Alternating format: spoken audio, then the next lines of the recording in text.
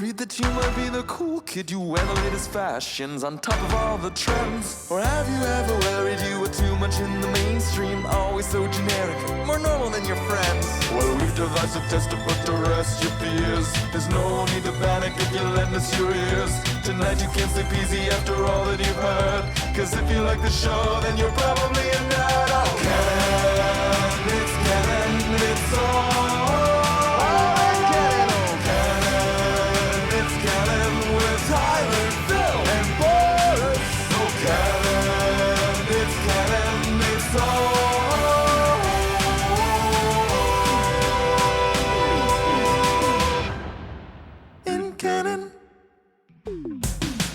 It's a new week, and welcome back. It's the It's Canon podcast show, the podcast where we talk about everything video games, everything Star Wars, everything, Lego, everything pop culture, everything movies, everything music. Oh, no music. My bad. But we talk about pretty much everything, and this week we have a very specific episode to talk about what's going on in the world of video games. And just remember, thank you for tuning into the It's Canon podcast, and I am pleased to say I have with me today the one, the only, the often duplicated but never imitated, Tyler. Hey, I've returned. Phil, I have news. This is the last time you're probably going to see this version of The Office. It looks like it's in a state of flux as we speak. I have gutted 2/3 of my basement now, and this is the last room to gut. So I think next episode I'm going to be in my kitchen. And then I'm going to be in an unfinished room. And then I'm probably going to miss a week. And then I'll hopefully be in the new office, which is 15 feet that way. Nice. Well, yeah, I was thinking that this week. I know I apologize to everybody because we've been struggling a little bit with a lot of our own personal lives to get the episodes out there.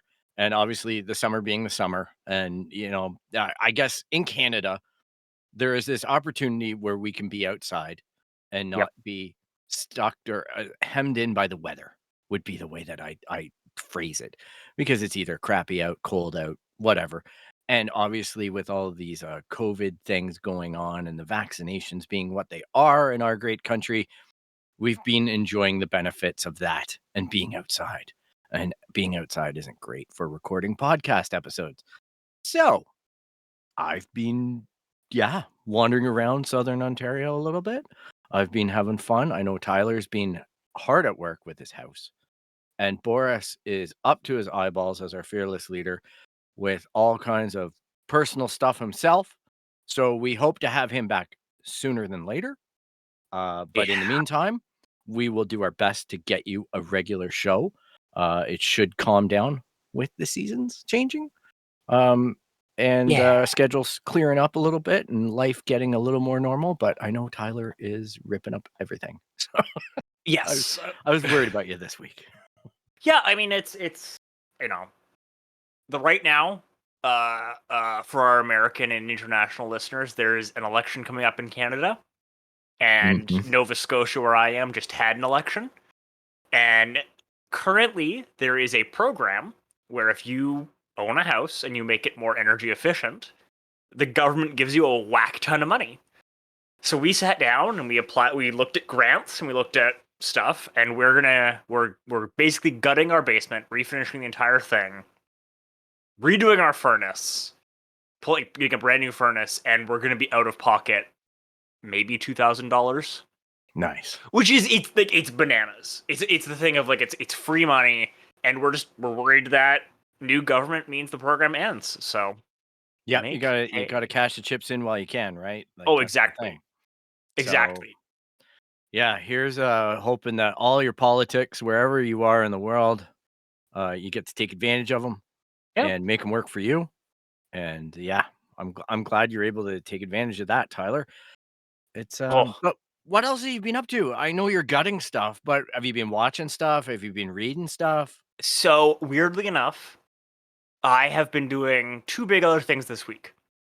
Number one is I actually was on. I had hoped Boris was here because I was going to razz him, but I cheated on It's Canon this week. I'm sorry to say. Oh. I was on the Nerd Burger RPG R&D podcast, Nice. where I would talk with some other RPG designers about some very in the weeds stuff. Right.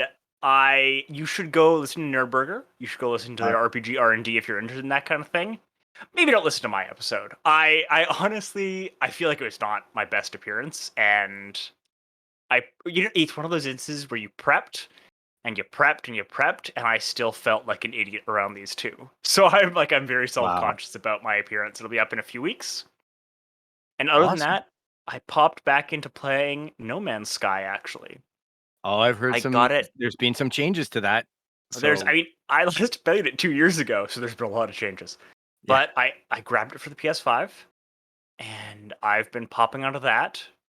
I haven't been sleeping well, so it's been a lot of like midnight playing it. And it's a solid game. Like, it's a very meditative game where, if you're looking for something that's challenging, if you might die, you're probably not going to die if you're halfway paying attention to that game. But it's far more a question of efficiency and accomplishing things and exploration, and it's super awesome. How about yourself, Phil? You know what? I've been tripping down this rabbit hole of Xbox Game Pass. Oh And yeah. having that S console now and having the 1 terabyte expansion on it, so space isn't really a factor in my brain anymore with it compared to the PS5. And what I did was I was scrolling through the Game Pass options and games, and I found this one Dungeons and Dragons Dark Alliance. All right, and I didn't realize this got released. Apparently, it This was is released about 2 months ago. this is the newest one that Yeah. did not get favorably reviewed. Oh, I agree. It got panned by almost everybody that I looked at, but here's the specialty of this particular title. Mhm. I loved reading Forgotten Realms D&D books when I was in high school, Yep. and I fell in love hard with the character of Drizzt Do'Urden. Yep. And I read all that series and R.A. Salvatore's, like, ongoing novels until I finally was just like, "What the hell am I doing with my life?" But this was, the Icewind Dale trilogy characters in a video game, and you're able to play them. And all things being said, it's not a bad game, especially from a solo perspective. Now, I realize there's a multiplayer perspective in this. I haven't experienced that yet because I just haven't found anybody who really enjoys it or I know that would dive right into it the way that I do. But I do a couple modules each night, and I'm really enjoying it. The gameplay is good enough. It's not held up by slowing down mechanics. It's a hack and slash. Go and kill shit. Graphics are half decent. They're not the best. The It's sound is half decent. It's not the best. it's almost like the old Gauntlet Warriors games, right? Yeah. Yeah. Yeah. So I'm enjoying the loot system because you pick up loot in the area that you're in, but you're not allowed to equip it. So you picked up something, and then you have to go back to your base camp and open up a chest, and the chest will give you the loot, and then you have to analyze it, and then you can go and upgrade it with the little guy that's there. And so I'm notorious for latching into games, especially like Borderlands or whatever. I'm not reading a lot. I'm not taking advantage of the things that I can take advantage of. I just want to Mhm. play. Yeah. This game is getting me interested in building my character. So Awesome. I gotta say, hats off to it. You actually found a target audience in me. I know that other people panned it, and there's a lot of critical review around it, but it's hitting every checkbox for me right now, just on the pure nostalgia level, let alone anything else. But I'm enjoying gaming for the first time in a long time. Oh, awesome. So that's been a real welcome thing. As well, I've been doing my regular gambit, right? I've been watching Ted Lasso, so I get my weekly cry in. Uh, Oh my god.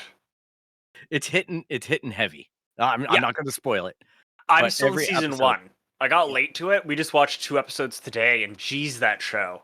Jeez. like, and here's the thing about it, right? I know you've heard Boris and I talk about Yeah. this for like a year. It's the one show I have all my friends watching it now too. It's the one show you don't have to feel bad about watching. You actually feel good about life when you're done an episode. Yeah. You have optimism. It introduces a ray of sunshine, and it doesn't have to be the best show in the world. It doesn't have to be the most, thought-provoking. It just makes you feel. I would argue it's actually thought provoking in the best way because it radically challenges the assumptions of that you have to be cynical. It's like, no, just do your best, be optimistic, just be a ray of sunshine, and that Yeah. can be okay. And that's like a radical sentiment. So Yeah, and I think maybe the world had that and it doesn't have it anymore, right? And this is Yeah. reintroducing it. And another one that I'm guiltily watching on the side, and I was waiting to throw this one on Boris, but Schmigadoon. yes, Okay, I hate musicals. I really, loathe okay. them, all right? Okay. And I get some people love them, and I Phil love has no I love soul. that. Okay. Yeah, I love that you love them. All right. Anybody who loves musicals, I love that you love them. I don't want my disdain for this. I just have a real difficult time with the concept of springing into music at any point in time. All right. My ex-wife used to love Glee, and that was an Oh. hour that I wanted to go and Uh, murder animals to. And so I'm I not would a argue, herdy person. So Glee's not a musical. fair enough. I would argue Glee is a show with music, and Yeah. then your Crazy Ex-Girlfriend is a musical.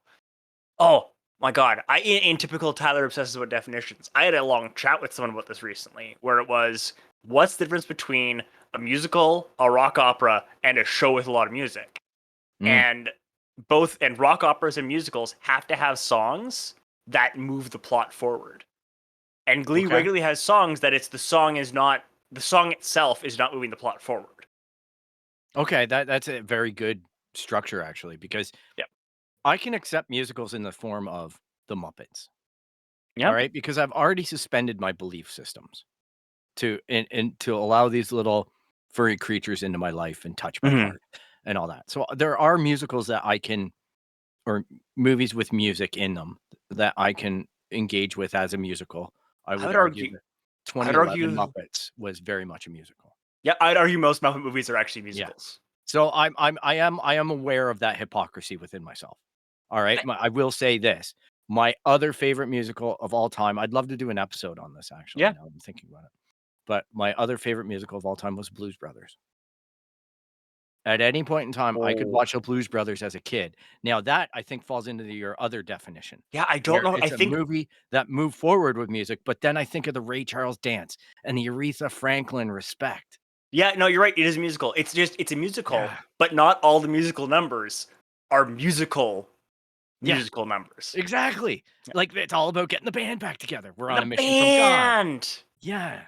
Like, that's that to me was acceptable. I Yeah. somehow it got past the gate Well, on me. I mean, I don't want to spend too much on this because we can end up a whole thing. 'Cause I just watched Jesus Christ Superstar again this week.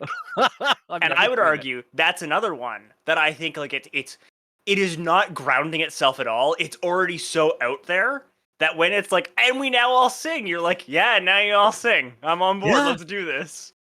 It Versus, I'm with you. Like some like the latest Les Mis is rough Mhm. because it's so trying to ground it otherwise that it's Cats. just like Cats. tonal shifts. But here's Schmigadoon, the show about musicals Yep. by people who hate musicals. Yep. Like, and it's a guy from Saturday Night Live, Lorne Michaels. Like, it's a very smart show, and it's got the right mix of actors and whatnot, and cameos and everything that I'm openly laughing watching this show and enjoying it. And again, not feeling bad about stuff. And I find that that's a big precursor to TV for me right now. Is Yeah. if I'm sitting down, I'm watching something that's going to be heavy and it's going to make me think a lot and all that. That's not necessarily a bad thing, but I've been doing so much of that Yep. that I just want TV to be an escape sometimes. And that's Totally. what I get out of the Muppets, and that's what I get out of stuff like this. Totally. Yeah. So that's our lovely banter about Yeah. musicals, which I Part didn't one realize of it was such. show I finished. didn't realize like this was a nerve that we both had. Oh my god, we're gonna schedule a musical episode now. Yeah, like because I'm curious what Boris has experienced with musicals and I, his I take Bor- on it. I don't know, Boris. That could go any way with him. I know, We but got he might yeah. know some Latin American musicals, like some, you know what I mean, Oh like some Spanish yeah. musicals or something that are extremely hard hitting. Like I don't culturally know how other areas of the world approach a musical, so that Yeah. interests me. Like, I mean, again, nerding out. Speaking about other parts of the world, just to kind of put a bow on this, what's the difference between opera and musical? I mm, have not found someone give me a definition that is actually like all encompassing of only like yeah. making the divide in a way that everyone agrees with. Well, So, listeners, that's our challenge this week. yeah. I'll put a prize in the line. I'll figure out something. If Send you us an can email figure it out. by by November 1st for a definition of the difference between an opera and a musical. And you can email us at Yeah. show@itscanonpodcast.com. Hey, that came in handy. I'll review them and I will. What do I have? Give me a second to look around. I have a bunch of free stuff for prizes hidden Oh, away. we'll figure something out. I've got We'll some. announce it. We'll announce what the prize is next episode. Yeah, if you're an American listener and a Lego fan willing to take this on, I've got a poly bag that was never sold in the States Oh, that I whoa, could possibly ship because I happen to pick up 20 or 30 of them. So, whoa! There you go. an Ninjago poly bag that never got sold in the States. What? There you go. So we have a prize now. Yeah. So, yeah, get on it. Excellent. Get Boris on is it. going to be wondering. He's going to look at the inbox and go, "Why the hell is everybody talking about opera, guys? Yeah. Oh, yeah, that's gonna be great. You were supposed to Awesome. do a video game episode." Speaking of, let's do the transition. We only have two big stories today, but both of them are Yeah. like multi-part. And number one is last week was the latest September 9th Sony State of Play. Yeah. This I logged into Twitter. I saw some Yep. buzz, and then I Yep. immediately shut that app off, and I realized that I missed it, Yep. and I went and I watched it. And I gotta say, when Sony feel like they're getting cornered, this is where consumers win in Yeah. these console wars. Mm-hmm. Because I've got a foot in each pond right now of the big boys. Yep. And I gotta say, this warmed the cockles of my heart because Sony flexed. And I just feel like there's a lot of good press going for the Xbox, and Sony just kinda quietly said, "We're not dead yet. Look at I mean, their this." sales are still great. It is Yeah. also coming off of, I don't want to call it bad news, but a lot of like speculation of what's going on with the smaller heatsink in the PS5. Yeah, which was a topic we were gonna talk about as well, and we may as well incorporate that into here in the front I end. think we just do it briefly because I think I Yeah. don't think anything conclusive has been released yet. I No, know and that some I've seen people, articles coming out that say it might be better. yeah, I've heard people say that it might just be that they've done a bunch of testing now that they didn't have done before, and it doesn't need the bigger heatsink. Yeah, or this more efficiently dissipates the heat that it does generate. Sure, Like, all these could be true. it's just weird that it looked funky, that Sony wasn't more transparent about it. It's They, this new model showed up, it's yeah, lighter, nobody knew why.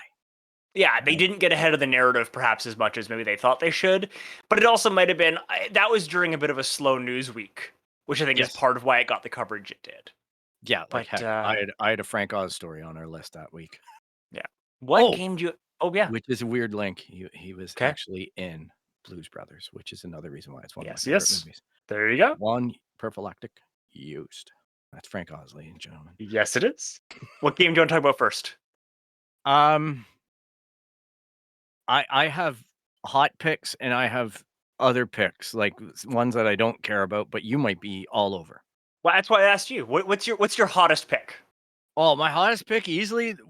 I felt like a little schoolgirl. Yep, Wolverine. that's what I expected from you, Phil. Yep. That. I'm worried. I'd love to be wrong, but Yeah. I remember the last Wolverine game, Mm-hmm. and I would argue that two of the hardest characters to make video games for are Superman and Wolverine. Yeah. I don't. Well, you know what? I think almost. I think the only ones that have translated well are Batman and Spider-Man. I think they translate the best. Yeah. There's been some other decent ones. Yeah, that's true. I play Deadpool still. So Yeah, Deadpool. It's impossible to High get. Moon, That game's worth a ton. yeah, yeah. Um, High Moon actually hit it out of the park on that one for me. It's got its issues, but it works. Here's why I'm optimistic, because it's Insomniac Games. And maybe totally. before Spider-Man, if you told me Insomniac Games was doing it, I'd be like, eh. I have a little bit higher of a bar now. I do understand that it's got possibly the worst possibility of being a train wreck. Yeah. There's also an Easter egg in there that is just starting to hit the internet, in that there's a Quebec license plate on the upper part of the bar that says Hulk 181. Dun dun dun. So there's speculation already starting that maybe Hulk is in this game. That'd be Um, interesting. yeah, there's a lot of ways that this could go now that Marvel and like Disney has access to these characters and is starting to license them out Yes. to these, developers. Yeah. So that was my number one pick. I do agree. It could be bad. But I'm like, hopeful, but I'm yeah. worried. But I'm hopeful, but I'm And worried. as well, like something else that caught me a little bit off guard was opening with KOTOR. Yeah. I 'Cause it made it forgettable because of where they positioned it. And they didn't say a lot, but that was pretty big. It was the secret everybody knew. I mean, so I might get some flack for this, but the new KOTOR is the one that I am least excited about right now. Fair. I love the KOTOR games, but also as we've talked about, I don't love how much of the current active era of Star Wars is very much being left on the table. And I think the longer that we don't get another Fallen Order and we don't start to delve into either during episode 7, 8, and 9, or even after episode 7, 8, and 9, it's just going to start to get built up again, right? Mm. Versus this thing now where they're like, oh, it's the old high years of it's just different.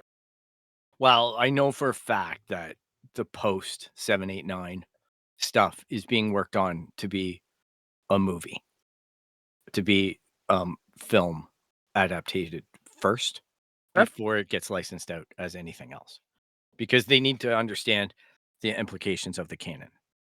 So I get that. I'm like, Yeah. it's a huge thing that's sitting there.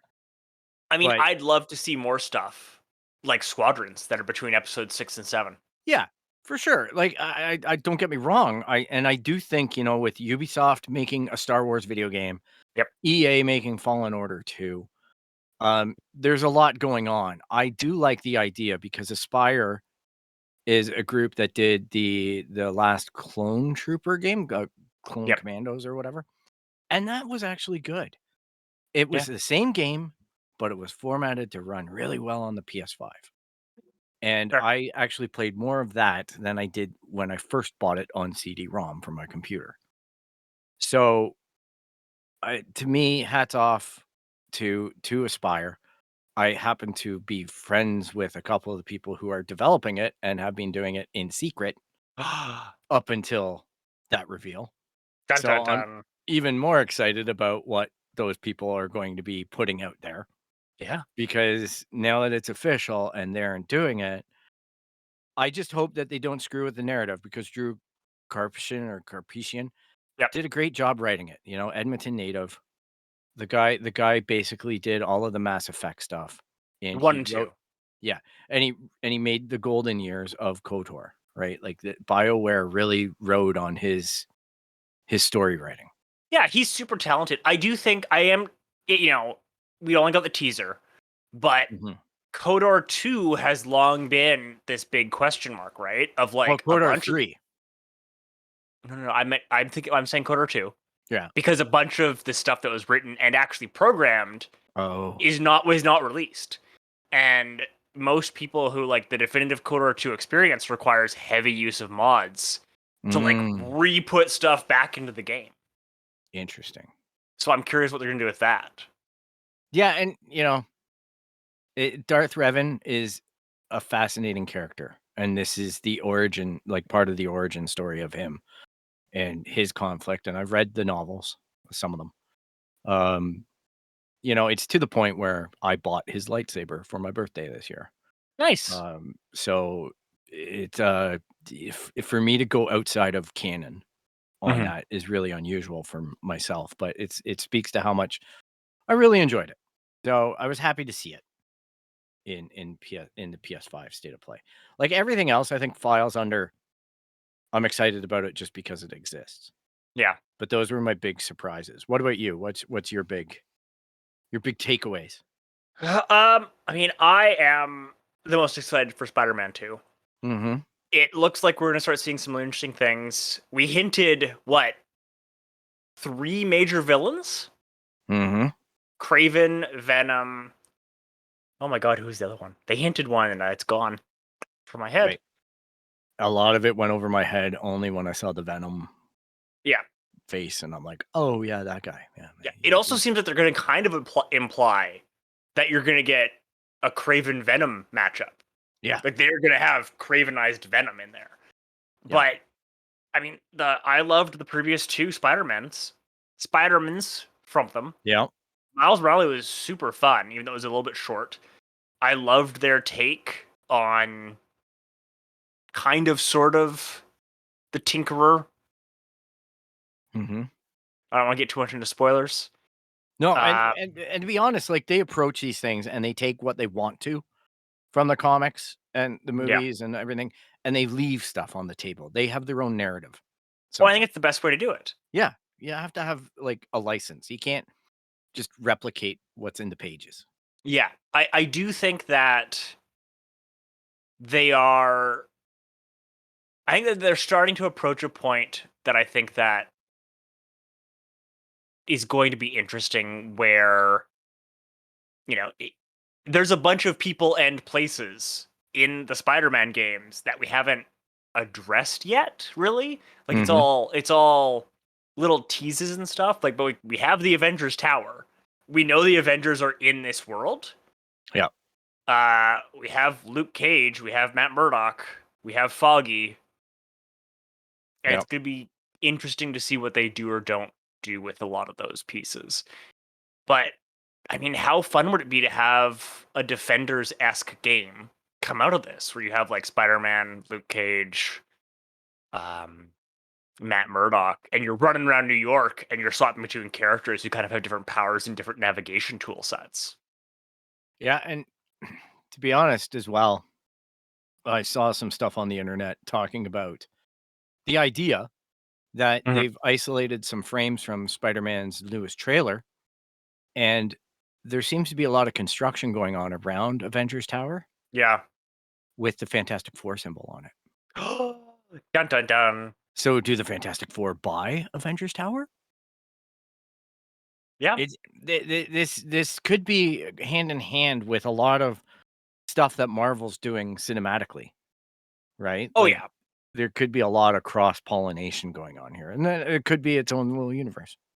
Yeah, I mean, at some point they're also going to talk about whether the Avengers game is the same universe or not, which... And we have Guardians of the Galaxy. Yep. Right? That actually looked competent. I am arguably more worried about that than Wolverine. Yeah, just because of Square Enix. That is part of it. Yeah. I'm sorry, but the Avengers video game had me for about 10 minutes and then it lost me. So, it wore out. It wore out after a couple nights of grinding, and I'm like, really? This is what I'm doing, is just beating people up, and I'm like, this is really repetitive.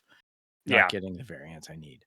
So, that being said, God of War Ragnarok. Yeah.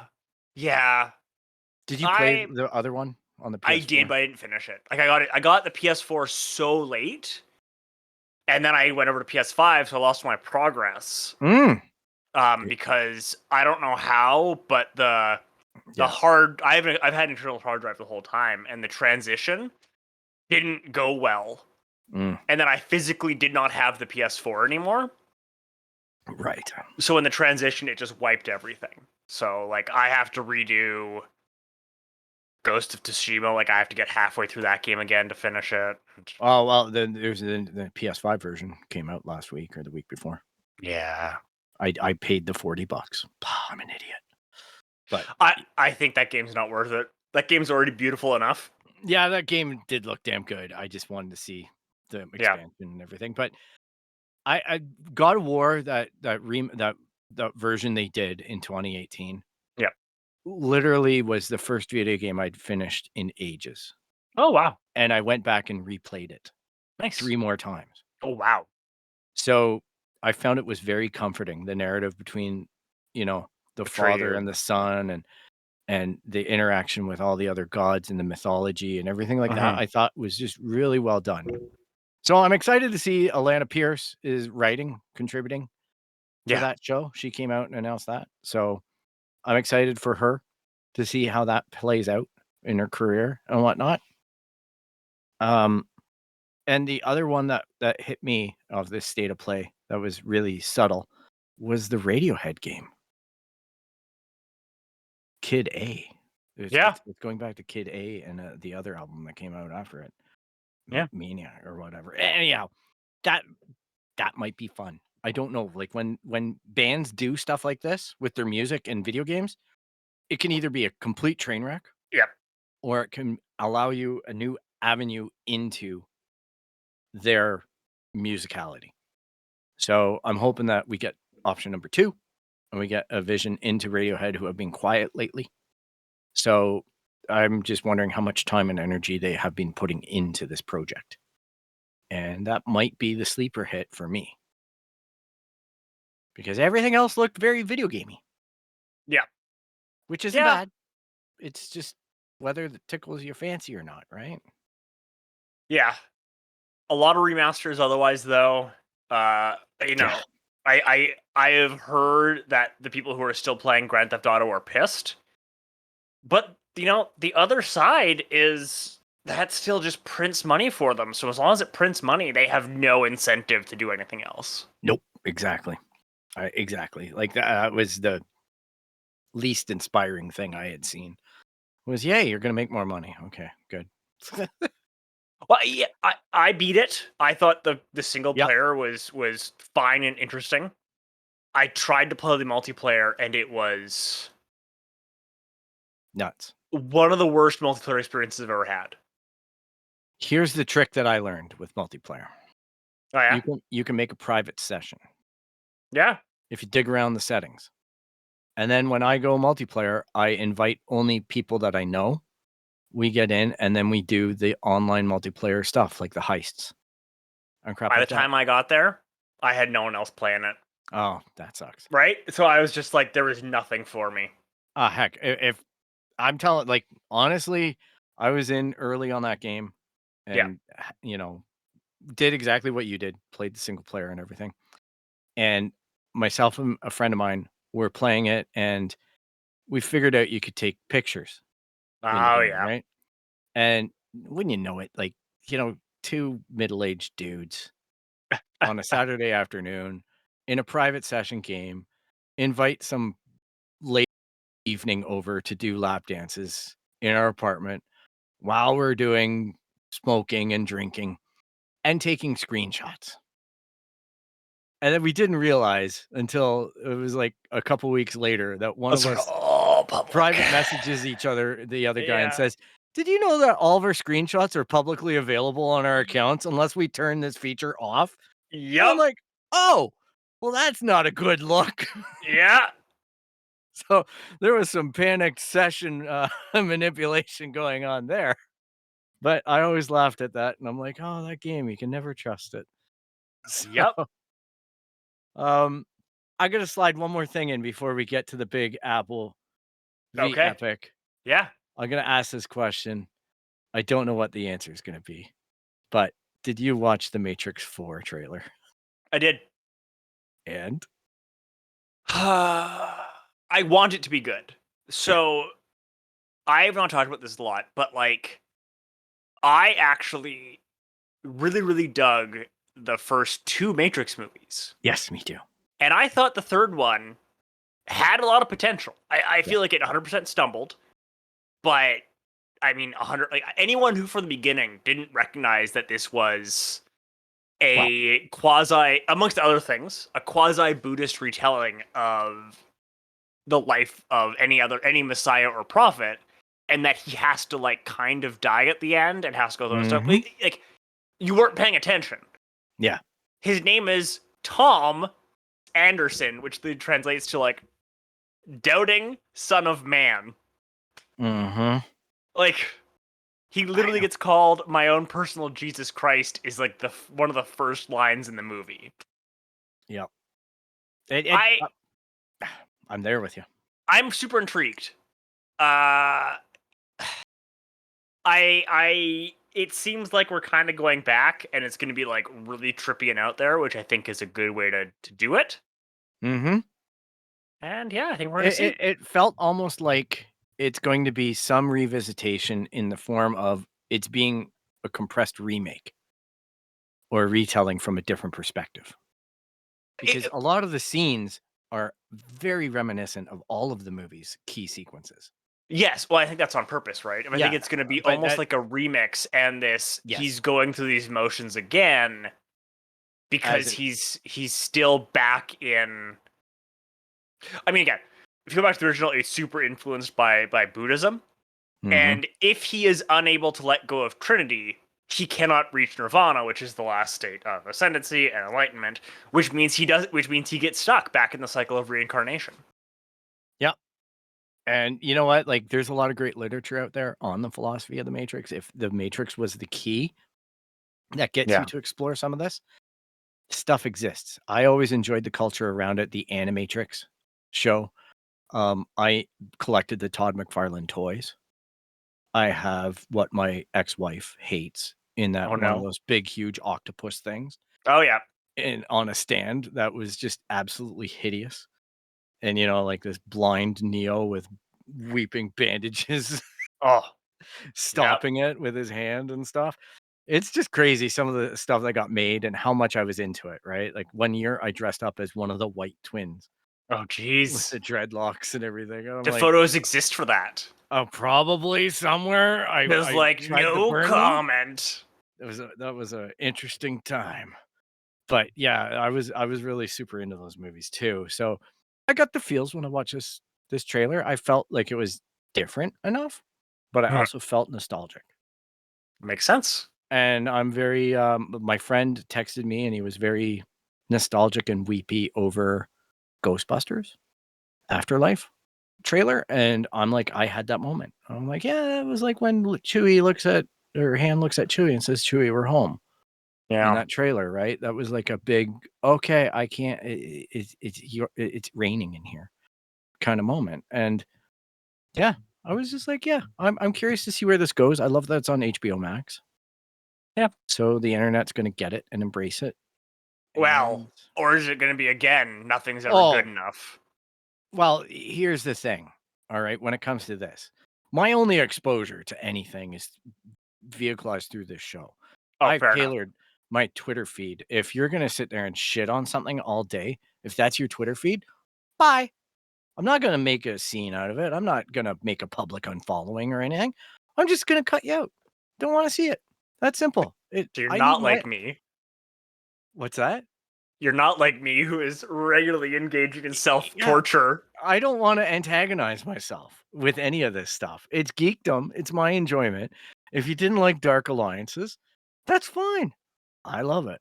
Yeah. Right? Like that, and that's my Ted Lasso moment. Okay. That's my optimism. Yeah, you're just like, let's all do it. Let's be good. Yeah. Let's just go. Have fun. I'm glad it exists. There's certain things I hate about Star Wars, but you know what? I watch them over and over again. You know why? I'm glad it exists. There you go. Because for a while there, it was 3 movies. For quite a while. Yeah. Now I got 9.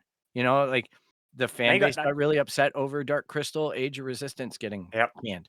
But I'm like, we got 10 more hours. 2 hours of that movie. Like the first 2 hours of that movie and we waited 30 some odd years. Now we have 10 hours. That means we can wait 100 years for season 2. There you go. Like, There's books. There's a culture around this. There's comics. There's comics. There's people making cheddar from cheddar cheese. So, speaking of cheddar cheese, yes, that's our perfect segue. Great big legal case this week that I have not read all 185 pages of the findings and the judge's decision. But I would argue, read a lot more pages than some of the reporters we've seen. I'm telling you, man. And them's fighting words. Everybody's basically trying to take a position and justify it through cursory readings. God. And it's a bit of a crap show out there, ladies and gentlemen. Yep. Like I can't profess that we've got all the answers at this point ourselves. No. But I think definitely say that nobody else does either. Like, yes, this you're gonna get an analysis of an issue here from a person who's probably got a much above average take on being able to understand, hopefully, right? I would argue, if nothing else, I've spent more time on it than a lot of people. Yes, and whether or not you're familiar with contracts, you're familiar with rulings, yes, and how to decipher them. Like, for a layman like me to go and try to attempt reading the bits that you have read would be akin to just being able to pull out some obscure language. I will say, to the judge, to her credit, because I believe it's her, this was one of she is very good at writing her opinion, which is what it's called. It's called an opinion when you have this thing. It got released in 3 documents at the end, and basically it's 2 one-page documents that are the summary, and then a 185-page document, which is her being like, here's how I got to these decisions. Wow. So I'm going to introduce a little bit of structure here, just so we don't get too far off in the weeds. First off, we're going to talk about some of the big questions, which in this case, it is almost all, what definitions are we using? We're then going to talk about how the media is covering it and our criticisms. We're then going to talk about outside of California and what's going, and then I think we're going to wrap up with what comes next. Okay, and let's put it on the table. We're talking about Apple v. Epic. Yes. A decision was reached in the California case. In the California case, there are other litigations pending involving Google in California or wherever else they've issued. There's a Google v. Epic, not Google v. Epic. Google v. Epic in California as well. And then we're going to touch on some of the other cases later on, because I've pulled up a bunch of them. Yeah.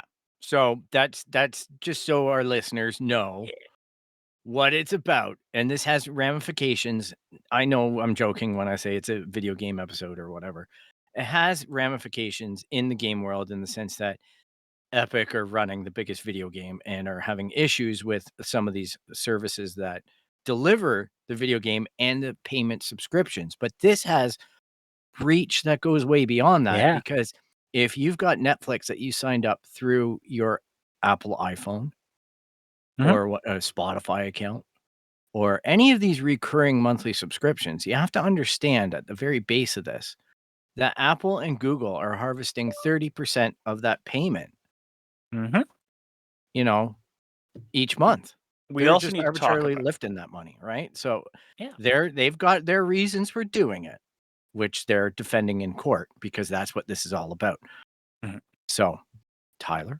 So we also need to talk about, before we get into the actual discussion, we also need to talk about the other side of it, which is one of the things that comes up in this case, is what is a video game? Yeah. And we're going to talk about how important definitions are in this specific case. But first, we have to do a quick little, hey guys, I'm sorry, I have to teach you a basic law concept. Yep. And that is questions of law versus questions of fact.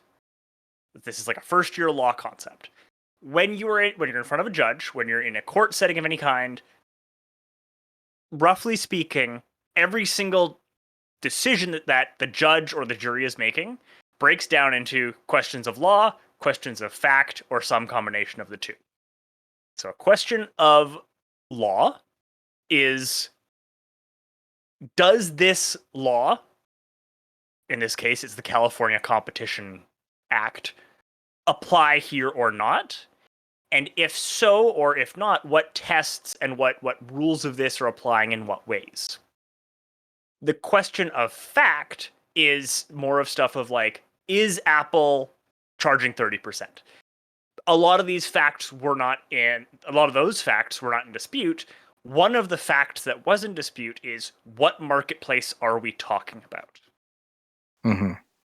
And then, combinations obviously are like, well, if we say that,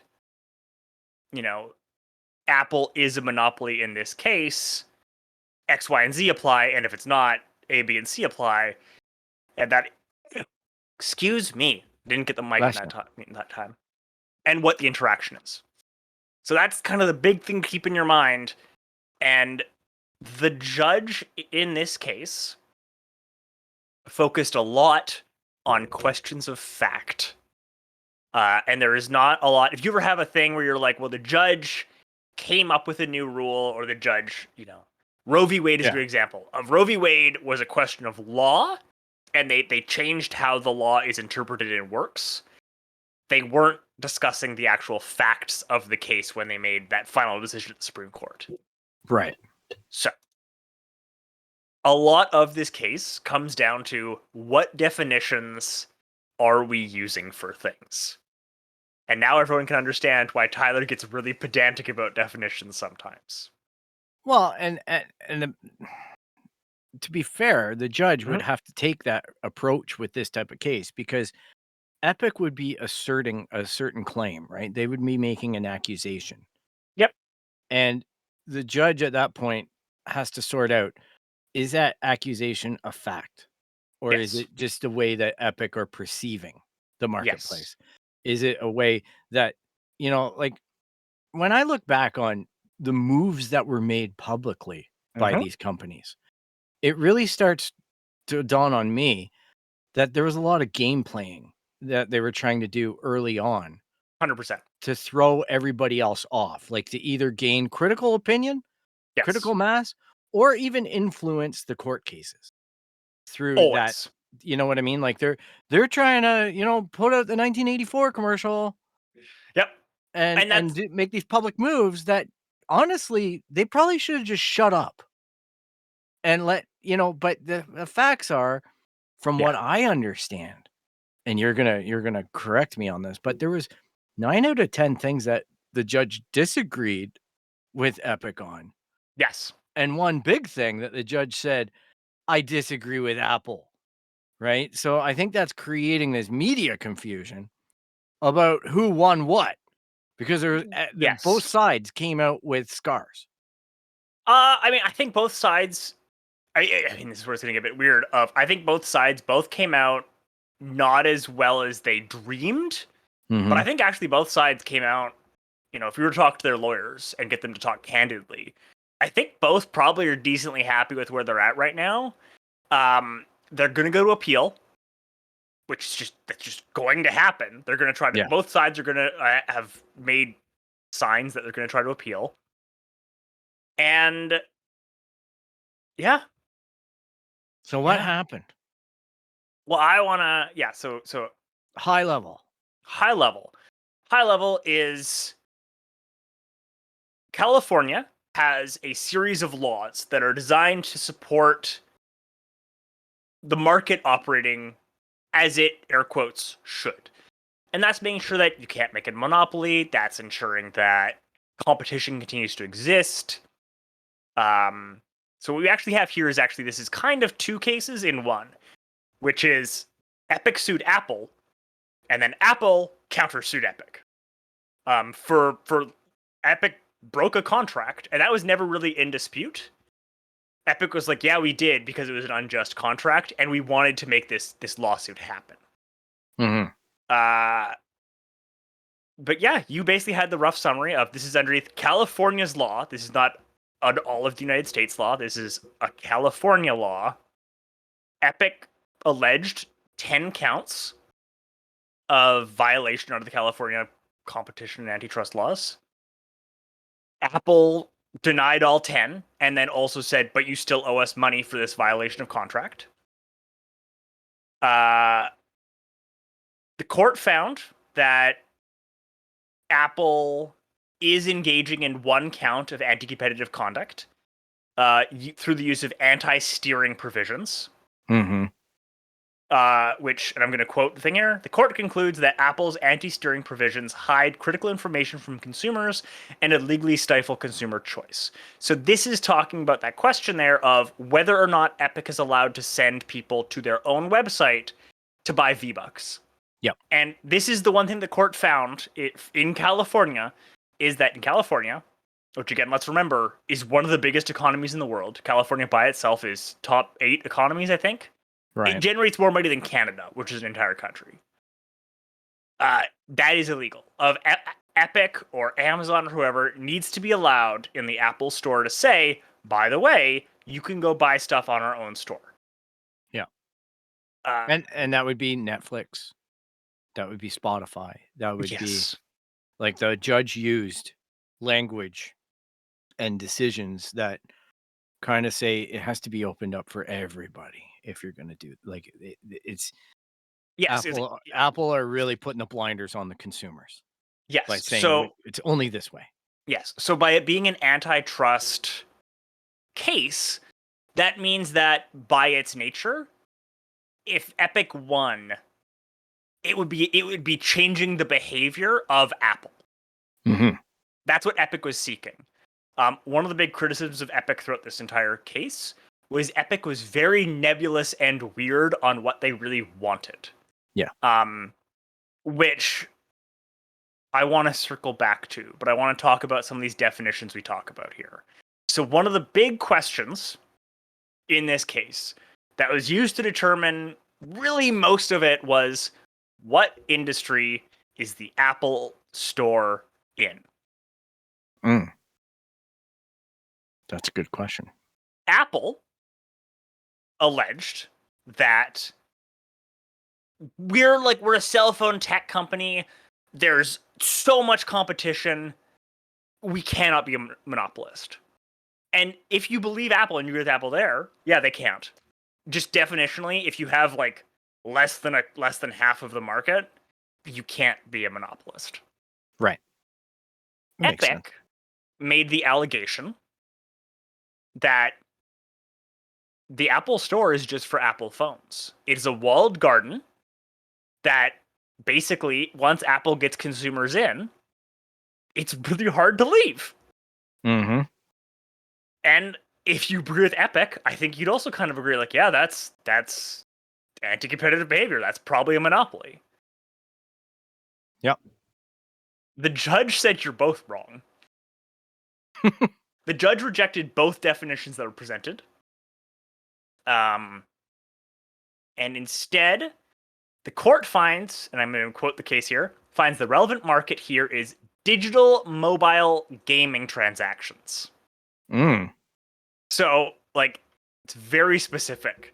Yeah. In that I'm going to highlight mobile and gaming. Right. So let's think about the fact that the Apple Store is actually also for Apple computers.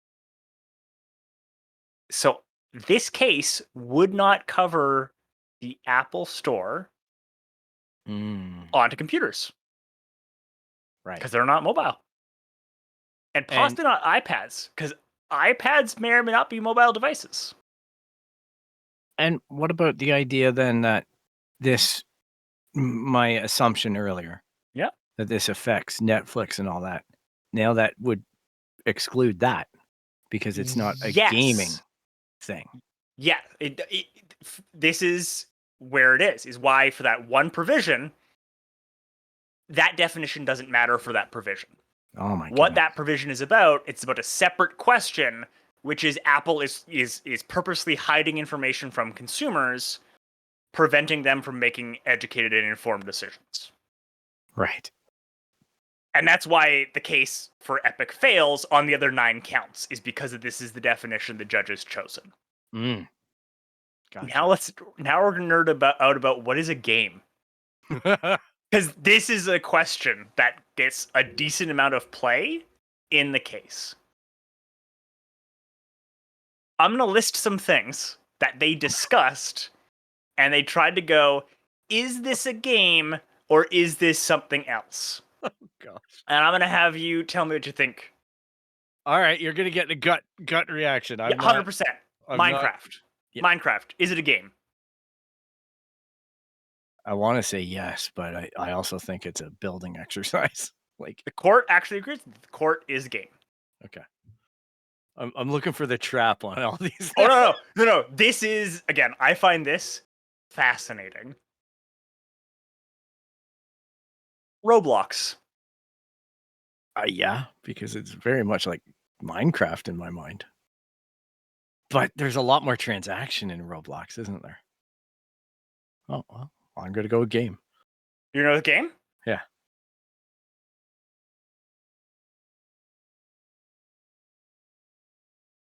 They don't make it a definitive choice, but they suggest Roblox is actually an experience, not a game. Oh my goodness, experience. Oh. Right. And the court actually says, I'm quoting again, the court leaves the thornier further questions of what is properly included next to the definition of video game to academics and commentators. Oh, wow. That's us. Because they discuss Black Mirror Bandersnatch. Wow. Is that a game? That was that episode of Black Mirror that you could interact. Exactly. I think by virtue of the fact that you're asking people's involvement and changing the course based off of their input, it classically falls under game, but it could be an experience. If that's another word that we're throwing around, right? Exactly. The court actually says, we don't know. I have no idea. All right, I'm learning which our vernacular for answering now. I don't know either. Right? The court, to their credit, the court is like, I don't know. To be fair, we don't need to make that decision, so we're not going to. Yeah, that's another 180 pages. Is Fortnite a video game? And remember, this one's important because we are talking about the mobile gaming platform. The gamer in me wants to call it a game. I don't know that it legally falls under that classification now. So that's what part of this case is there is no strict legal definition for what a video game is. Yeah, because I think that this falls into that Roblox kind of trapdoor. Yeah. Of is it an experience? Because they're offering more than just the game. Yeah. They're offering concerts in the universe. They're offering production elements. They're offering fan experiences. Yeah. To quote Sweeney and Wessinger, quote, Fortnite is a phenomena that transcends gaming. Wow. What do you think the judge says? Sweeney and them being like, oh man, that's great. They really think this is a piece of art, but we're getting screwed. Because we don't fit that definition of what we sued on. No, because the judge decided the definition. Because they actually, it being because they were saying that it should apply to everyone. Mm-hmm. The court says, I mean, it looks like a video game a lot. It really looks like a video game. Maybe you can win that definition, but, quote, the general market does not appear to recognize the metaverse and its corresponding game modes in Fortnite as anything separate and apart from the video game market. So Fortnite is basically a video game for her purposes. Okay. Yeah. That makes sense. So, yeah. I think it is a game. Like, come on. You log in, you shoot shit. Yeah. Like, but you don't have to because there's other game modes. Yeah, and that's where I get into this quandary because, my phone started hitting me a couple weeks ago about some kind of concert taking place on Fortnite. And I Yeah. actually debated on downloading the app and logging in just to see what the experience was for the sole purposes of this show, right? Like just to convey to the audience or whatever that I did this. And then I decided not to just because I just felt weird about it. Yeah. It wasn't an art like if it was an artist that had a bigger hook on me, I probably would have, but I don't get like a lot of the rappers and the musicians that they have on there. They're all musicians. Mhm. But a lot of the acts that they have on there just don't have that appeal to my age category. Yeah. So, but I see the pictures post event and I'm curious. Like I'm just curious how content's being consumed and the acceleration path of it due to the pandemic and the isolation. Yeah. So I don't know that it's entirely healthy, but it's happening. So they've really, I think Epic are in this dangerous zone of manipulating the market and the mind space of the participants so much that it's causing these ugly blurred lines now of what is a video game, what is an experience, how they're reprogramming the mentality of the participants to always be plugging the money back into it and going back to the trough. Yep. Like it's getting psychological warfare-ish, you know what I Oh mean? yeah. About money. And all companies do it. They want your money. They want your bank account empty Mhm. into theirs. Like that's at the end of the day, that's any company, no matter how nice they seem. Totally. You So want? Yeah. Do you want to know another definition that becomes important in this case? And the court sure. again kind of sidesteps. Okay. Is the Nintendo Switch a mobile gaming platform? Hmm. Because if we accept the Nintendo Switch as a mobile gaming platform, Apple has less than 50% of the mobile gaming market share. Mhm. It is a mobile gaming. I can pick it up. I can walk away. I can join another network. Yeah. Just because I'm not on a LTE or 5G network doesn't mean that I can't acquire signal at a coffee shop Yep. or somewhere else and perform a transaction. 100%. So And there's that nothing to say that the next version of the Switch won't have a 5G connection.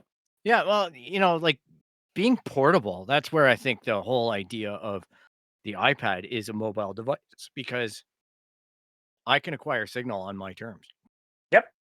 or not. And it's the same with my computer. I can turn off and on the internet Mhm. and still be able to use my computer. Yeah. I just can't do a live transaction. That's all. But I can do a transaction, seal it off, experience it at whatever capacity I can. All these things really become a rabbit hole. I see where the judge had to go now. Yeah. So I mean, I saw a lot of people get really pissy online about like how pedantic this case is. And I'm like, this case has to be pedantic. Otherwise, you end up with weird results. Right? Yeah, Because well, if you said Apple is 100% violating antitrust laws because it's a mobile gaming platform, that breaks the Nintendo Switch because it has the exact same situation if it's also a mobile gaming platform. mhm, And maybe also Steam, mhm. because if it's on a laptop, it's mobile. Yeah, or one of those new handhelds that are coming out by, X company for Christmas. Precisely. I So, yeah. well, here's the thing. I'm gonna give you my hot take on people getting upset over this right now. Oh, yeah. It's because it doesn't fit in a headline. 100%. Look, it's Like, also. that's the crying going on right now, is that you can't tell me who won and who lost. This isn't a YouTuber fighting a boxer type Yeah. definition. It's not Yes. it's got nuance. Yep. And It's and people worth. don't like that. Like, the world has transitioned into hell, I'm not even gonna lie. Sometimes I throw up articles into our chats, and I just read the headline because 'cause Yeah. I'm like, "I wanna talk about it," but I'm not gonna read some reporter's digestion of it and eat it up. I'm gonna go experience it for myself. I'm gonna try and find the facts and form my own opinion or watch somebody's opinion that I trust, right? Yep. Like an identifiable source, because that's what you're doing when you're reading an article. Yeah. So you're getting opinion. And just like when you're listening to us, we're giving you our opinion, our spin on this. Yeah. Well, and we're trying to get to we're trying to differentiate between facts, yes, and then where we are building on facts to get to our opinions and our decisions. So the last one that I really want to get into before we move to the next part of it is one of these big questions in this case. Basically, is contingent on the fact that we're filing underneath the California law. And the California anti-competitive law is different than the American one. That I was worried about. It's very different.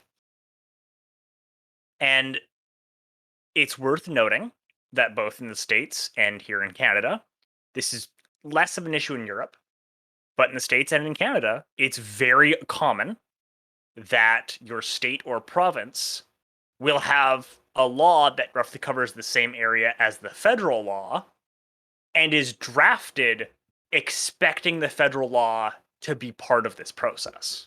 Mm-hmm. So a great example for Canada that's nice and easy is fisheries. The federal government sets a bunch of rules about fisheries. A bunch of provinces have access to water, and they have to follow the federal rules, and they have to make sure that their people follow the federal rules. Right. But they can put more rules in place. Yeah. And that's how it works a lot of the time. And that brings us to a really important thing that's going on in the United States right now, which is a lot of academics and observers have pointed out there has functionally not been a major antitrust or anti-competitive case since the 90s on a federal level.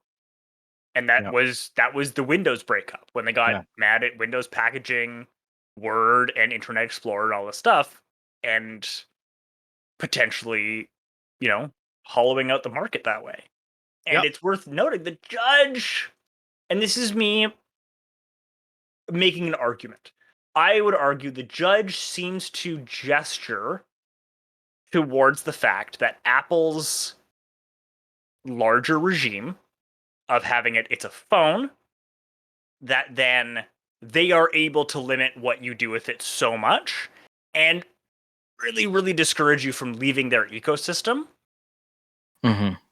To my reading, the judge seems to imply that this might be a thing the federal level is supposed to take care of. Yes. Which, I also agree with. But it's worth noting that, the California one is not as wide-ranging. And the judge has set a very specific definition here, because it's got it. And it's one of the best ways to do it. Yeah, I had heard something to that effect in the retelling Mm-hmm. of some of it, where there was a suggestion by the judge that maybe this should be tackled on a bigger scale. Right? On a federal, this is more of a federal issue that warrants a look. Yep. And I think that's a healthy thing to do. The last thing that I do want to flag that I found very interesting is that, briefly, the judge has a digression on Apple charging 30%. Okay. And one of the defenses to your behavior being anti-competitive is proof that what you're doing is worthwhile. In that Apple taking 30% is worth it for consumers and people going onto their store. So in this case, it's a bit interesting because Apple technically has two consumers. It has people putting stuff on their store, mm-hmm. and it has people who buy phones and download off their store. Right. And Apple argues that being on Apple Store is worth at least 30%. Yes. And the judge refused to buy that. Yeah. They've always argued that security. There's costs associated with verifications, with servers, with electricity, with XYZ. These are things to keep the lights on and the gates locked. Yeah. So the judge did say that she didn't find that convincing. And that doesn't mean they have to change it. It was far more of, if you are found to otherwise violate things, that's not a defense for you. Yeah, He denied that defense preemptively, even though it wasn't required. well, some of the filings, my understanding over this past year of watching this a little from afar, have been Apple has or Epic has exposed negotiations Yes. with other vendors on the rate. Right? So the minute you do that, you invalidate the argument that it's a must do, because you're not evenly applying it amongst all your clients or customers. Sure. So if you're going to go and cut a deal for XYZ and say, okay, we're going to only harvest 10% of your cost, you've invalidated your own argument. Totally. Like you shot yourself in the foot. Agreed. So I think the judge is preemptively saying that because it's like the proof exists that argument's invalid. So don't pursue that. Yeah. That's so a let's healthy move thing. over to people. Let's go talk about the reporting on it now, because it was a few days ago now, and we've seen a lot of reporting. Any of it good? And some of it's good. There is some good reporting going on. Yeah. But there is a lot of it that is, I mean, Kotaku, I believe, rules it as a Epic win. Because arguably Epic got one of the big things they wanted. I think the predominant feeling is Epic got the biggest thing that they wanted. Maybe. I don't know what the other 9 dismissed or acknowledged losses were. I mean, but this would be the outcome that they most desired. This was the one thing that they wanted the most. It is worth noting that the judge did say, you got to pay all that money during the contract break. So they do have to pay millions to Apple in that countersuit. Okay. And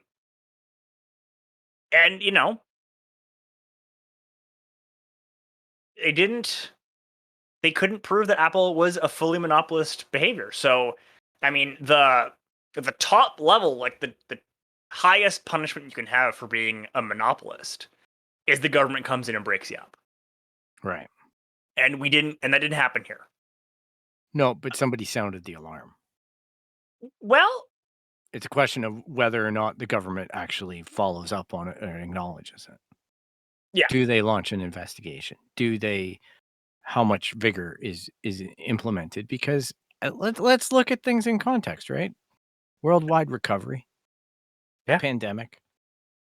Does Biden and the Democrats, or it doesn't matter what political party's in charge, do they want to go knocking on Apple's door and be looking for a fight? Or do they want to sit there and they go, hey, yeah, keep on pumping up that stock market, hold that tent pole high, because we don't want to be sitting here and chew our own leg off. You know what I mean? Yeah. We don't want to introduce, instability into the stock market on one of these pillars, right? Because if the tech industry isn't holding it up, all other industries look to be in some kind of degree of environmental, issue. Like gas and oil, these things that we've really relied on in the past to hold up the economy is potentially in change while we move to more environmentally conscious materials. It's also worth noting that literally as of 18 minutes ago, I just came up my news feed, The Verge is reporting that Epic has officially appealed. Okay. So that's not a surprise. Yep, we knew. Yes. So it's going to be interesting. It's going to be interesting. I honestly, the initial media coverage I thought was really subpar. I think we're getting more of it now because the heavy hitters that sit down and read stuff have had time. Did their job, and I think that a lot of the early reporting, particularly from stuff more in the gaming / nerdosphere, was really subpar and really showed that there's a reason sometimes that you're The Verge, your Salon, whatever does better, right? Yeah. 'Cause Well, I don't think anybody expected this result this quickly. To drop it on a Friday afternoon, yeah, and it takes analysis. And like, let's face it, like I know a lot of people work a lot of bizarre schedules and whatnot, but it does take time to dissect this, right? And if I'm looking at you, I know that you've got the ability to read contract law. And I know that you've got the ability to read and the education to read a legal document. But if you slap that document in front of a guy like me, who's, a technician Mhm. and, doesn't go to court, doesn't have these things or history, I'd look at that document and I'd probably be at where you're at now in about 2 weeks. You know what I mean? Of a highlighter and a thesaurus trying to figure out what kind of language is being used here and the logic behind it. That's why I really appreciate you taking the time that you do to put it I into layman's terms. I mean, my response to that would be, if you're Kotaku, you're a journalist. It's your Yeah. job to report. If you can't read a legal document, get a source that can or learn. Yeah. Hire somebody. Yeah. Yeah. Yeah. It's unfortunately, I think it's where we're heading in the land of video games now that it's monetized to the degree that it is. It isn't a straight transaction like a movie is. Yeah. Where we're going to go hire these actors, we're going to have these contracts, then we're going to resell it to this distribution point. They're going to resell it to that theater. People are going to eat marked up popcorn and pop. Have the experience, like it or lump it. You're not getting your money back. This is the way it Yep. works. All right. Yeah. Yeah. I Now just video games are just like, hey, do you really like the guy that you're playing? Play at $5.99 and he's yours for another week. And manipulation, man. Yep. No, I'm with you. It's I was really disappointed in a lot of the the coverage. yeah, and just a lot of the coverage was just like subpar. Yeah, I agree. I haven't seen as many headlines maybe as I thought I would, but Yeah. I think this week will uncover more and more understanding from Yeah, I mean, people. The Verge has a really good breakdown of it. What was the other good one I found? I can't find. I've lost it. Oh, the other one I was actually impressed with was Brookings had an okay commentary on it. Hmm. So yeah, the And last bit is. Oh yeah, yeah. go for it. Well, and I was just going to say the last little tie-up point here is that this news hits at the same time as other places in the world Yeah, we got a have made list laws, right? or And are in or the going through the process. process. But we know So in South Korea, yep, basically the South Korean government passed a law. They didn't want to have a court case about this. They just decided, yep, we don't like this for our people. And they've issued to Apple, you've got to change the way your store operates in our country now. yep, Just like the EU demands that Apple go USB-C versus Lightning on their devices, yeah. right? They have to change their behavior. They have to Speaking of the include EU, chargers in Brazil, yep. that type of Speaking of thing. the EU, they are in an investigation Yeah. against Apple right now under allegations of antitrust, and they are looking into everything that Epic is alleging, and they're going through all these documents that have gone into the court. Yeah. The EU is in the middle of investigating. They're watching that, and they're not pro Epic, but they are very concerned about what Apple is doing. Mm-hmm. And they've alluded to also being concerned about Google and Facebook and finally doing some of the work that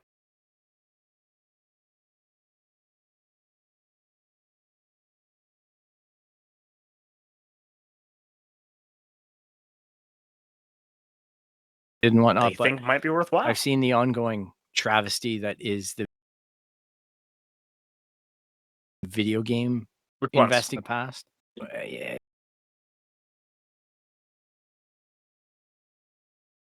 EA has gone to absolutely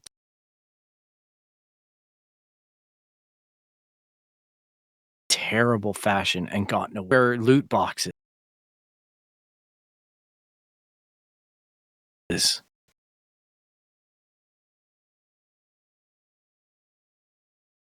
and things, the way that they don't have this in the investigation about any potential damages that it was doing or behaviors that it was reinforcing in kids, right? And they're like, no, this is the same as going and putting a quarter into the machine and getting a random thing. Sure. I mean, That's what we're doing. And on it, there is some validity there. But the fact is that we're not talking about quarters. We're talking about thousands and thousands of dollars being spent on Ultimate Team and manipulation in the marketplace and all kinds of stuff. It's an onion. It's not a straight transactional thing. That's a component of it, right? And then we get into these definitions that you're talking about, which I now understand have a lot more meaning in the context of these actions and investigations. So I think it's on everyone I don't think, my criticism in the past has been this. I think the world's moving faster than the legislation can go. And these companies are being very suave about trying to outmaneuver the political nature of these governments and these investigational bodies. well, I got good news for you. Okay. Great news, I would argue, because I'm finally seeing some really good news in this place. Good. First of all, Belgium and Germany, loot boxes are already illegal. Yes. And I think in Norway or A like few other there are places as companies, well. yeah. Spain is currently looking into it. Just because it takes time to draft laws. Otherwise, you draft a shitty law. And you hurt something else. Yeah. Yeah. And the EU has basically said loot boxes are bad. Good. And are now opening an investigation into the Fortnite model of gambling adjacent passes like battle passes. Okay. And they're already being investigated. They are getting wise. Good. It's just a matter of time, right? I was discouraged in those years of Yes. of seemingly the headlines were pouring out that EA sent in a whole bunch of people to spin doctor it. And Oh, yeah. and it seems to have succeeded. Like obviously questions were asked and analysis occurs and then pressure builds, right? Like those are all the things that move a government. So good. I'm happy. You've restored my faith in mankind. Let's get some more good news out of this. The Australia Competition and Consumer Commission, in response to Epic filed in Australia as well, Epic the Apple, and the Australian Competition and Consumer Commission, the ACCC, is investigating. They have launched a full-scale investigation into anti-competitive and antitrust lawsuits in Australia. Good. For Apple. Which again, we'll get around to my final thoughts on that. The UK also had a case. This one didn't go as well for Epic. This one failed on a weird technicality. Okay. Of Apple's UK arm doesn't run the UK store. Ooh, okay. It is technically run by the American arm, and the UK arm appears to be mostly R&D. Okay. So basically, the UK government said, the UK courts said, I mean, this looks like an anti-competitive case. This is what we should be looking into. However, we only can make rulings on the British arm of the company.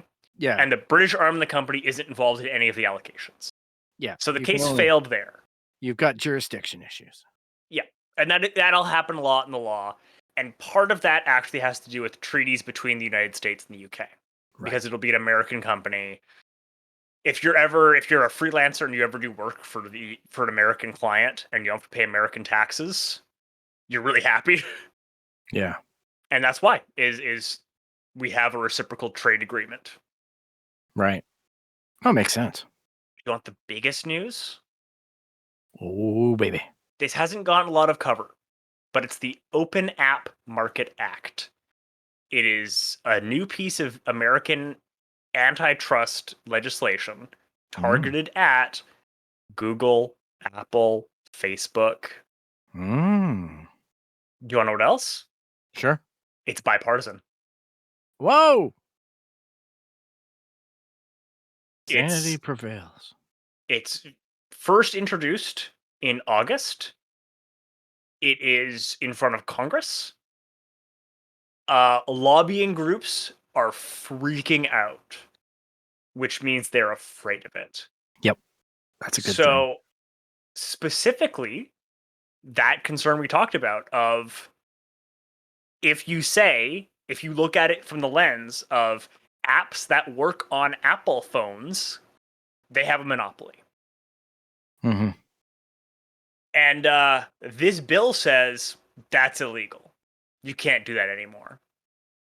Yeah, I think if Google is able to sidestep it, it'll be through side loading, right? Like there is a legitimate way for you to get an app and not involve Google in the transaction. You know what this act says about that?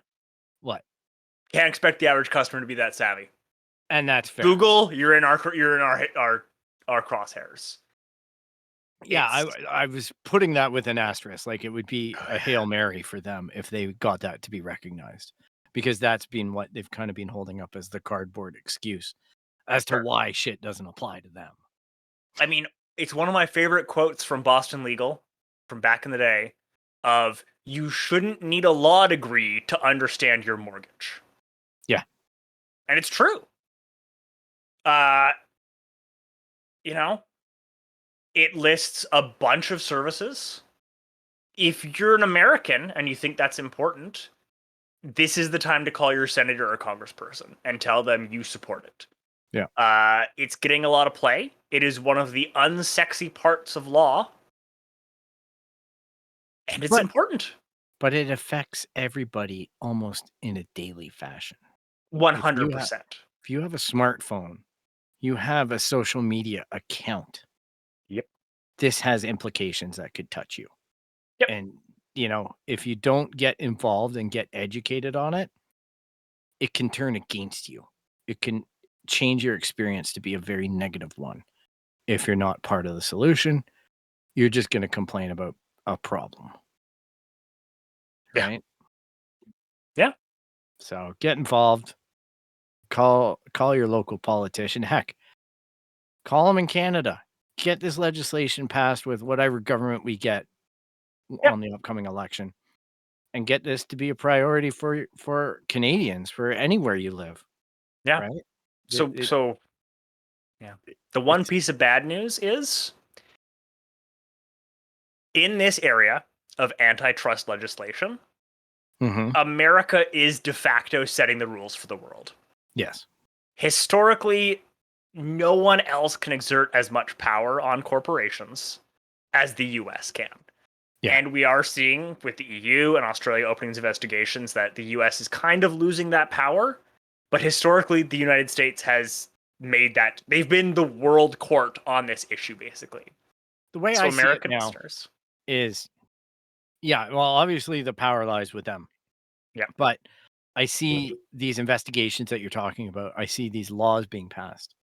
I see this trend line happening. Then I also perceive that as more political pressure on the states to follow suit, right? Like where they go, hey, guess what? We can't ignore this anymore. Other people are doing it. It's making our, big jewel company here in Apple uncomfortable and coming to us asking questions and seeking defense or seeking shelter. Then maybe there is, where there's smoke, there's fire, right? That's what we can hope. Oh, man. I think I caught that one. What's that? Yeah, I think I caught that one. And then the last thing is in July, Biden did issue an executive order to re-strengthen the antitrust regime in the United States. So critics of American antitrust recently have pointed out that for a variety of reasons, the antitrust department, which exists and has rules they're supposed to be enforcing, really hasn't been doing much. Yeah. And it's been a combination of, lack of political capital, Bush and Biden, not Bush and Biden, Bush and Obama both didn't super care as much Yeah. as, It wasn't in front. retrospect, we think, oh, they probably should. Trump really didn't care other than for alleged censorship, which is a whole other question and not what antitrust is really for. And then the other part of it was like they didn't have enough funding. They weren't attracting the best and the brightest, which is always like a thing we don't talk about that much of. Right. If the lawyer doesn't work for the government knocking down corporations, someone else is going to hire them. Yep. They got to live. They got to eat. Yep. Man. Holy cow. That's a lot of stuff that we just digested. A lot. It's a lot. Yeah. It's a big thing. It's a good thing. I think we're going to be heading in a hopefully more positive or progressive direction when it comes to this stuff. When it comes to our video games, when it comes to, our digital experience. For my last little bow on that particular point, I think no matter your politics, you should be pro antitrust legislation. Yes. If you believe in capitalism and marketplaces, monopolies are bad. We don't want monopolies. Nope. If you are a left winger to the point of you think capitalism should be torn down, you still don't want private monopolies. Yeah, you don't want monopolies. It's still bad. Yep. I just don't like the idea of any corporation being so big that they're unaccountable. Exactly. Do you want to avoid 2008 again? Yeah. Get more antitrust, get more investigations. Yeah, and you know what? The investigation might not, and here's the thing, it might not bear a lot of fruit, but at least it was investigated, right? At least you have a point in time where you can fall back and say, at that point in time, here was our conclusion. Yeah. Now, what happened from there to now? And then you can do an analysis on that, right? And precisely. Go, what happened in the marketplace? What happened in this corporation's behavior patterns? What policies did they enshrine to really open this up into where we're at now and having to dismantle? But if you don't have the funding and you don't have the brains and you don't have the power to open up that investigation in the first place, then every time that you do get around to it, it's going to be crisis mode every time. Yep. Right. And to mix our metaphors, if you don't go fishing, you aren't going to catch any fish. Right? Our only chance of catching fish is to go fishing. Yep. It's worth noting that Google and Apple got in trouble in 2010, in a much smaller antitrust case. But the lot of them all agreed not to poach each other's employees. Yeah. And that's bad for employees, right? If you're a programmer and you want to make more money, and Google knows that they're not going to call Apple people, that hurts your capacity to get paid more. Yeah. That's true. The brain drain. Well, but, the way to fight brain drain is to be good to your people. Yeah. Be good to one another. So, just be awesome to each other. Yeah. I really appreciate you taking the time and everything that you're doing for the show. Very much appreciated from this of the microphone and by our listeners. And we're gonna give it a wrap up for this week's It's Canon podcast. It's the show where we talk about everything pop culture, everything geek, everything court related when it comes to our video games, everything Lego, everything movies, everything fandom. So if you want to get a hold of us, you can find us on the internet at www.itscanonpodcast.com. You can track us down on Instagram, Twitter, Facebook at It's Canon Podcast. Remember, you've got an email. All right. It's show@itscanonpodcast.com. You got to email us in the next little bit to find out what the difference between an opera and a musical is. Because Tyler and I want to know.